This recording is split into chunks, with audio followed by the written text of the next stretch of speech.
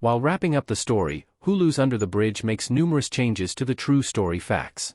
Under the Bridge has finally finished with Episode 8, Mercy Alone, outlining what happened to Rena Verk the night of her murder and depicting the first murder trial of Kelly Ellard. Because the Kelly Ellard trials stretched over such a long period and included a lot of drama, the writers needed to find a way to condense the biggest moments into a single episode. In the process of finishing the story, Under the Bridge makes changes to the true story. Unfortunately, the justice system can be extremely tedious, stopping and starting many times.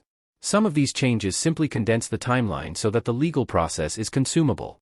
Other changes have kernels of truth even though they deviate from the facts. Ultimately, the majority of these changes have a positive benefit to the show's narrative and pacing. Cam discovering the Adopt Indian and Métis program reflected the truth of around 20,000 Native Canadians.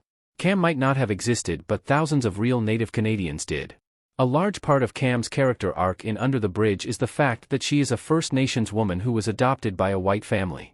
In Under the Bridge Episode 8, Cam finds out about her real past.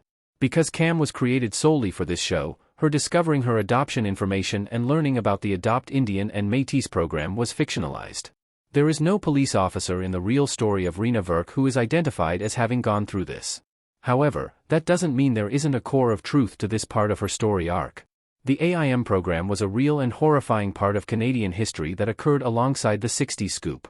Approximately 20,000 First Nations, Métis, and Inuit children were taken from their families and placed up for adoption, often staying in foster care until they found a placement, via the University of British Columbia. This is the reason why Cam was at Seven Oaks in the series. Ultimately, she represented families ripped apart by racism and corrupt governmental policies. Kelly cut her hair before the first trial. Kelly Ellard had a make-under before her trial.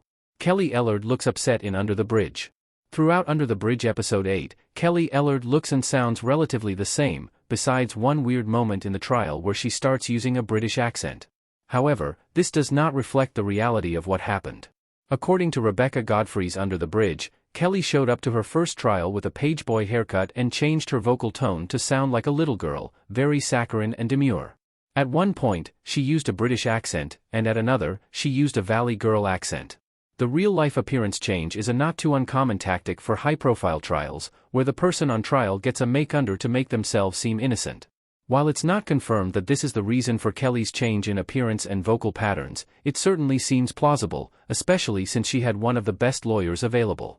He probably would have known how to influence the judge and jury.